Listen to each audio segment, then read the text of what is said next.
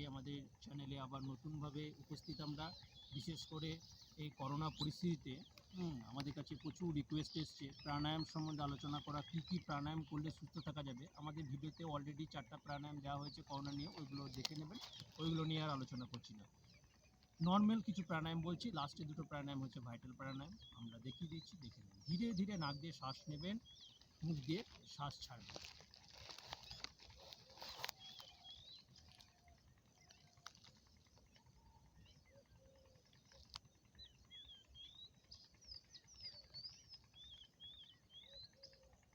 এগুলো আপনারা করতে থাকবেন 20 থেকে 30 বার, দিনে 2 বার অবশ্যই করবেন। হ্যাঁ, এই একটা প্রাণায়াম গেল। তারপর নেক্সট প্রাণায়াম, হ্যাঁ, সেটা হচ্ছে মুখ দিয়ে শ্বাস নিয়ে নাক দিয়ে ছাড়া। একই পজিশন, কিন্তু ফোর্সফুলি ছাড়া হবে। ঠিক আছে, দেখে নিন জিনিসটা।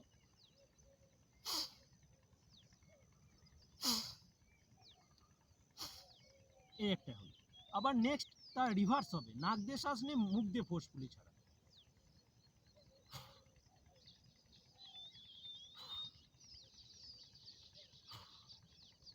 এই জিনিসটা হলো। আরেকটা প্রাণায়াম দেখাচ্ছি, বেসিক প্রাণায়ামের মধ্যে পড়ে শঙ্খ প্রাণায়াম অনেকজন বলে থাকে। শঙ্খ প্রাণায়াম হচ্ছে নাক দিয়ে শ্বাস নেবো, হাতটা শাঁখের মতো করব, মুখের কাছে লাগাবো, ফোর্সফুলি গাল ফুলে আসবে, শ্বাস প্রেশার দিয়ে বেরিয়ে আসবে। দেখে নেন ধীরে ধীরে কীরকমভাবে শ্বাস নাক দিয়ে নিচ্ছি, মুখ দিয়ে বার করছি।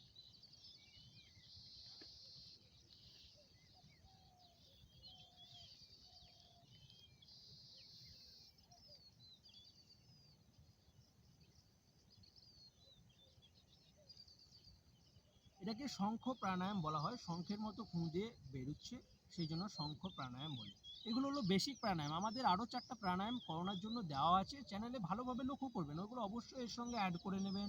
ঠিক আছে, কিছু প্রবলেম হলে কমেন্ট করবেন। এরপর যে মূল প্রাণায়ামে যাব, করোনার জন্য এই বিশেষ পরিস্থিতিতে আমাদের অসুবিধা কি হচ্ছে, শ্বাস প্রশ্বাসের প্রবলেম হচ্ছে। প্রবলেমটা কি হচ্ছে, পরিবেশে প্রচণ্ড অক্সিজেন রয়েছে, কিন্তু তা সত্ত্বেও আমাদেরকে অক্সিজেন কিনে নিতে হচ্ছে, অক্সিজেনের সমস্যা, নানা রকম সমস্যা, রুগী মারা যাচ্ছে। এরকম কেন করতে হবে? আমাদের পুরোপুরি ওই অক্সিজেন সিলিন্ডার ফুসফুসটাকে ভর্তি করতে হবে। তার জন্য কি করতে হবে, আমাদের যে অ্যানাটমিক্যাল সিস্টেম সেটা বুঝতে হবে। ডায়াফ্রামটা যেটা রয়েছে ফুসফুসের নিচে, ডায়াফ্রামটাকে যত আমরা নিচের দিকে নামাতে পারবো, ফুসফুস তার নিজের জায়গা নিতে পারবে। টাইডাল বায়ু, সাপ্লিমেন্টারি বায়ু, কমপ্লিমেন্টারি বায়ু 500, 1500 করে টোটাল 3500 ml বায়ু ক্যাপাসিটি ফুসফুসে, গোটাটাই নিতে পারবে, গোটাটাই ছাড়তে পারবে। তাহলে কি হবে, ফুসফুসের বায়ু ধারণ ক্ষমতা বাড়বে। যেটা আমরা 1 লিটার বায়ু সঞ্চয় করছিলাম সেটা 5 লিটার হয়ে যাবে, তাহলে 4 লিটার এক্সট্রা বায়ু হয়ে যাচ্ছে, তাহলে অক্সিজেন সিলিন্ডারটা পূর্ণ হয়ে যাচ্ছে। দেখুন, পরবর্তী যে দুটি প্রাণায়াম দেখাবো করোনার জন্য পুরোপুরি মানে সুস্থ থাকা, করোনা পেশেন্টকে করানো, অনেক পেশেন্ট সুস্থ হয়েছে, সেই হিসাবে এই প্রাণায়ামগুলো সায়েন্টিফিক ব্যাখ্যাও দেওয়া হয়েছে। ঠিক আছে, কেননা আমাদের জল তেষ্টা পেলে কুয়ো খুঁড়বো সেই আশায় বসে থাকলে হবে না, তার আগে কুয়ো খুঁড়ে জলটা রেডি করে রাখতে হবে, সেই জন্য অক্সিজেনে ভরপুর করে নিতে হবে। ডায়াফ্রাম কেমনভাবে নিচে রাখা হয়, এক প্রাণায়াম হচ্ছে বশিষ্ঠ প্রাণায়াম, 2 নম্বর হচ্ছে পরশুরাম প্রাণায়াম। বশিষ্ঠ প্রাণায়ামের জন্য আমরা সমানভাবে লেটে যাব, পা দুটোকে সংকোচন করে নিয়ে আসবো। দেখুন ধীরে ধীরে শ্বাস নেব, শ্বাস নেওয়ার সঙ্গে সঙ্গে পেটটা বেলুনের মতো ফুলবে, শ্বাস ছাড়বো নাক দিকে, শ্বাস নেবো নাক দিকে, আস্তে আস্তে পেট ইয়ে হয়ে যাবে। পেট যখন নিচের দিকে নামবে, ডায়াফ্রাম নিচে নামবে, ডায়াফ্রাম নিচে নামলে ফুসফুসে আয়তন বাড়বে, ফুসফুস বায়ু ধারণ ক্ষমতা বাড়বে। দেখুন প্রাণায়ামের পদ্ধতি। হাত দুটো আমরা ফ্ল্যাট করে সাইডেও রাখতে পারি, পাশেও রাখতে পারি নর্মাল অবস্থায়। পা দুটোকে নর্মাল করছি, যেহেতু ডায়াফ্রামটা ওঠানামাটা ভালো করবে। পেটের দিকে লক্ষ্য করবেন, বেলুনের মতো পেট ফুলে যাবে, শ্বাস নিতে নিতে আবার শ্বাস ছাড়বো, তখন বেলুনের মতো পেটটি আবার নেমে যাবে। নাক দিয়েই সব প্রক্রিয়া হবে।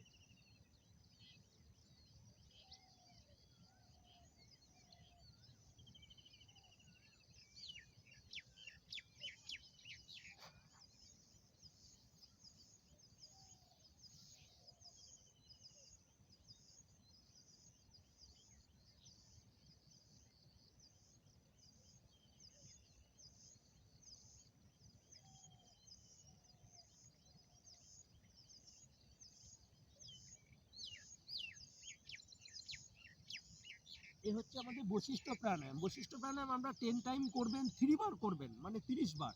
ঠিক আছে, সকাল দুপুর রাত এগুলো করার চেষ্টা করবেন। বশিষ্ঠ প্রাণায়াম করলে পেটটা ফুলছে, একই পদ্ধতি, ঠিক আছে। পরশুরাম একটু চেঞ্জ হবে, আমরা যে শ্বাস নেওয়ার সঙ্গে সঙ্গে আমাদের পেটটা ফুলে উঠছে, সেটা আবার শ্বাস ছেড়ে দিচ্ছি। কিন্তু পরশুরাম প্রাণায়ামে ঋষি পরশুরাম 6 নম্বর অবতার হিসেবে ধরা হয়। তিনি কেমনভাবে সত্ত্ব আর রজগুণে মিশ্রণ করে দীর্ঘজীবী হয়েছেন, কালজয়ী পুরুষ বলা হয়।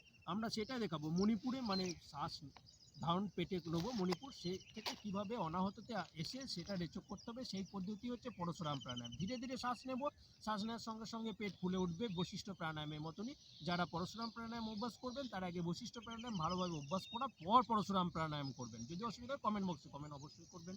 পরশুরাম প্রাণায়ামে কী হবে, পরশুরাম প্রাণায়ামে ধীরে ধীরে শ্বাস নেবো, একই পদ্ধতি, পেট ফুলবে, পেট ফোলার পর পেট ফোলাটা পেটটা আবার ঢুকে যাবে, থোরাসিক ফুলতে আরম্ভ করবে, ঠিক আছে। শ্বাসটা উপরে নিয়ে এলাম, মণিপুর থেকে অনাহতে নিয়ে এলাম, তারপর ধীরে ধীরে রেচক নাক দিয়ে ধীরে ধীরে রেচক করতে পারেন, ফোর্সফুলি রেচক করতে পারেন। ফোর্সফুলি রেচক করার পর যেটুকু টাইডাল বায়ু অবশিষ্ট থাকবে ফুসফুসে, সেটা মুখটা চঞ্চু করার মতো ধীরে ধীরে তারপর আবার আস্তে আস্তে করে বার করবো। এটা হচ্ছে পরশুরাম প্রাণায়াম, ভালোভাবে লক্ষ্য করুন।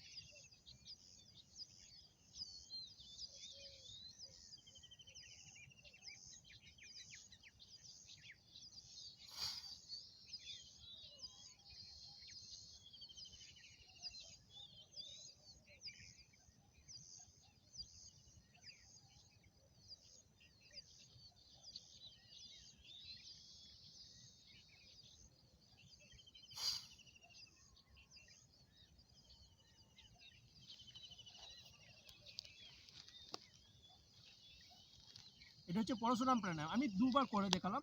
আপনারা 20 বার 30 বার প্র্যাকটিস করবেন। অসুবিধা হলে কমেন্ট করবেন, কোনো অসুবিধা নেই। পরশুরাম প্রাণায়ামের তফাৎটা বুঝতে পারলেন বশিষ্ঠ প্রাণায়াম থেকে। আগে বশিষ্ঠ প্রাণায়াম করে নিজেদের vital capacity, lungs of vital capacity বাড়িয়ে নেবেন। হ্যাঁ, পরশুরাম প্রাণায়ামে কেন আবার লাস্টে মুখ দিয়ে স্লোভাবে রেচক করা হচ্ছে, কেননা টাইডাল বায়ু যেটা 500 ml অবশিষ্ট থাকে ত্যাগ করার পরও, সেটাকে ধীরে ধীরে বার করা হচ্ছে। নাক দিয়ে ফোর্সফুলি প্রথমে বার করে দিলাম, প্রথমে পেট ফোলালাম শ্বাস নিতে নিতে, ঠিক আছে। ডায়াফ্রাম নিচে নেমে এলো, তারপর শ্বাসটাকে উপরে তুললাম থোরাসিকে, ঠিক আছে। উপরে তোলার পর নাক দিয়ে ফোর্সফুলি কপালভাতির মতো বার করলাম, যেটুকু অবশিষ্ট রয়েছে মুখ দিয়ে আস্তে আস্তে আস্তে করে পুরোটাই রেচক করলাম, ফুসফুসে বায়ুধারণ ক্ষমতা বাড়লো। এই হচ্ছে বিশেষ বিশেষ প্রাণায়াম। বশিষ্ঠ আর পরশুরাম অবশ্যই করবেন, যাদের হয়েছে তারাও করবেন, যাদের হয়নি তারাও প্র্যাকটিস করুন। করোনা আপনাদের থেকে অনেক দূরে থাকবে, ঠিক আছে। অক্সিজেন সিলিন্ডার, ফুসফুস, আপনাদের বায়ুধারণ ক্ষমতা বেড়ে যাবে। অক্সিজেনের জন্য অত মারামারি, এত ছোটাছুটি, এত ট্রেস করতে হবে না। আর এই প্রাণায়ামগুলো একটা পজিটিভ থিং আছে, ট্রেস লেভেল মানুষের দিন দিন বেড়ে যাচ্ছে। এই ট্রেস লেভেলটা, চন্দনাড়িটা অ্যাক্টিভেট হয়ে যাচ্ছে। আমরা জানি বাঁদিকে চন্দনাড়ি থাকে, চন্দনাড়িটা অ্যাক্টিভ হয়ে যাচ্ছে, সেই জন্য ট্রেস লেভেল কমে যাবে। সুস্থভাবে অনিদ্রার যে রোগ, সেই অনিদ্রার রোগটি দূর হয়ে যাবে। নমস্কার, আমাদের এই করোনার সম্বন্ধে বিশেষ বিশেষ প্রাণায়াম নিয়ে আলোচনা করলাম, ঠিক আছে। যদি কিছু কারো অসুবিধা হয় কমেন্ট বক্সে কমেন্ট করবেন। আর এর আগের ভিডিওগুলো তো আমাদের করোনার সম্বন্ধে 4টা প্রাণায়াম দেওয়া আছে, ওইগুলো এর সঙ্গে অ্যাড করে প্র্যাকটিস করবেন। নমস্কার বন্ধু, আজকে আসি।